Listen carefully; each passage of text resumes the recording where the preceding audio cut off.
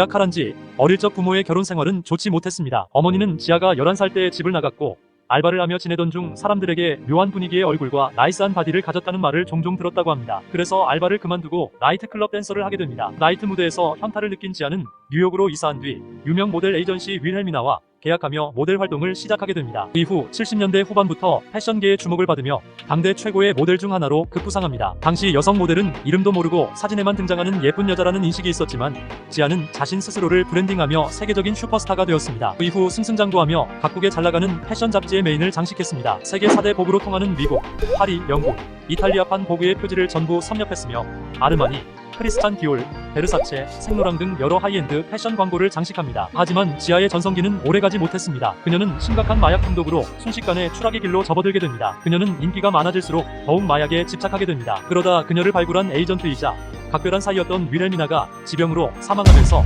큰 상실감에 사로잡혀 더욱더 마약에 의존하기 시작했고 심각한 헤로인 중독에 빠지며 돌이킬 수 없을 만큼 무너졌습니다. 지아는 심각한 거물병에 걸려 화보 제의가 들어오면 컨셉 수정을 명령하고 들어주지 않으면 하지 않겠다는 등의 갑질과 휴식 시간에는 마약 투여를 위해 촬영장을 이탈하는 등 통제불능의 상태가 되었습니다. 지아는 결국 회사로부터 계약 해지를 당합니다. 지아의 마약 이슈는 업계에 소문이 파다했습니다. 그녀는 마약을 끊기 위해 여러 차례 시도를 했지만 번번이 실패로 돌아갔습니다. 작은 회사에 들어가서 모델 일을 해보려 했지만 거물병에 걸려있던 그녀는 만족하지 못했습니다. 결국 마약을 끊겠다는 조건으로 기존 회사에 들어갔지만 지아의 손목은 주사 바늘로 인해 흉측해져 있었습니다. 때문에 손목을 가리는 제한적인 포즈의 화보만 찍을 수밖에 없었습니다. 결국 또다시 계약 해지를 당한 지아는 업계 블랙리스트에 오르며 영구 퇴출을 당했습니다. 이후 옷가게와 카페에서 일을 하면서 마약을 끊기 위한 노력도 했지만 이내 실패로 돌아갔고 평범한 일에는 적응하지 못했습니다. 마약을 사기 위해 재산도 거의 탕진이나 다름없었고 그러던 어느 날 마약을 거래하러 갔다가 돈을 뺏기고 성폭행까지 당했습니다. 병원 입원을 한 그녀는 의사로부터 충격적인 이야기를 듣게 됩니다. 바로 에이즈.